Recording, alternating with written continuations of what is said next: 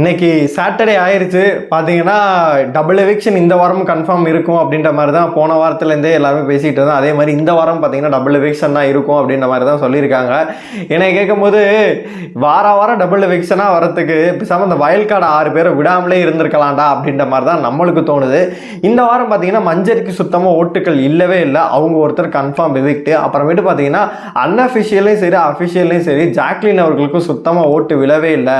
2 பேரும் ஃப்ரெண்டாக இருந்துகிட்டே இருக்காங்க. எல்லா சீசன்லையும் பார்த்தீங்கன்னா 2 பேர் எவிக்ட் பண்ணும்போது ஒரு சில சீசன் வந்து 2 பேர் அப்படியே கார்டு காமிச்சு அமைச்சிருக்காங்க.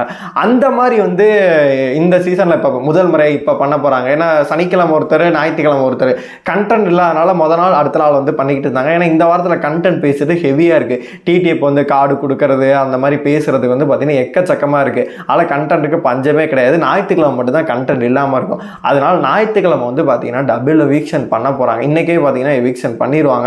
மஞ்சரி அண்ட் ஜாக்லின் வந்து 2 பேரும் ஒன்று மண்ணாதான் 2 பேருமே சுத்திக்கிட்டு இருக்காங்க. அதனால இவங்க 2 பேர் தான் எவிக்ட் ஆக போறாங்க அப்படின்ற மாதிரி பார்த்தீங்கன்னா நிறைய நியூஸ் வந்து இவங்க எவிக்டே ஆயிட்டாங்கப்பா அப்படின்ற மாதிரிலாம் கிளப்பி விட்டுட்டு இருக்காங்க.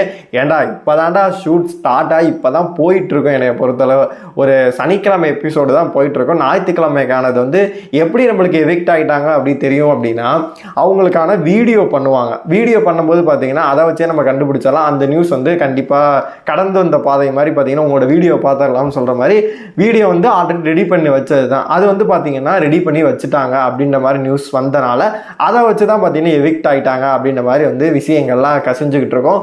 ஜாக்லின் வெளியில் போகிறது வந்து பார்த்தீங்கன்னா என்னை பொறுத்த வரைக்கும் நிறைய கண்டென்ட் கொடுத்துட்டு இருந்தாங்க, நிறைய பண்ணிட்டு இருந்தாங்க. சேராத சேர்மானம் சேர்ந்தனால தான் வந்து ஜாக்லின் வந்து எவிக்ட் ஆகிட்டாங்க.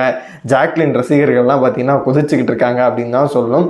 ஏன்னா ஃபர்ஸ்ட் வீக்லேருந்து இப்போ வரைக்கும் நீங்கள் பார்த்தீங்கன்னா ஒவ்வொருத்தரோடையும் பார்த்தீங்கன்னா ஜாக்லின் அவர்கள் ஃப்ரெண்ட்ஷிப் வச்சு பார்த்தீங்கன்னா மாற்றிக்கிட்டே இருப்பாங்க. அப்படி பார்க்கும்போது இது தேவையில்லாத ஆணி தான் அப்படின்னு சொல்லிட்டு மக்கள் வந்து அன்அஃபிஷியலில் பார்க்கும்போது ரொம்ப கொடுமையாக இருக்குது. ஜாக்லின் ஃபஸ்ட்டெல்லாம் இருப்பாங்க, நான் பார்த்துருக்கேன். ஜாக்லின் நெருங்கவே முடியாது, லட்சக்கணக்கில் ஓட்டுகள் இருக்கும். கடைசியில் இருக்கவங்க பார்த்தீங்கன்னா 1000 கணக்கில் சில்லறையில் சதறிக்கிட்டு இருப்பாங்க. இப்போ பார்த்தா ஜாக்லினுக்கே இந்த நிலைமையா அப்படின்ற மாதிரி பார்த்தீங்கன்னா ஜாக்லின் எவிக்ட் அப்படின்னு சொல்லும் போதே வந்து ஃபைனல் வரைக்கும் வந்திருக்கலாமே அப்படின்ற மாதிரி தான் தோணுது. ஜாக்லின் அண்ட் மஞ்சரி எவிக்ட் ஆகுறாங்க. இந்த நியூஸை கேட்கும்போது எனக்கே ஒரு ஷாக்கிங்காக தான் இருக்குது. உங்களுக்கு என்ன தோணுதோ மறக்காம கமெண்ட் பாக்ஸில் சொல்லுங்கள்.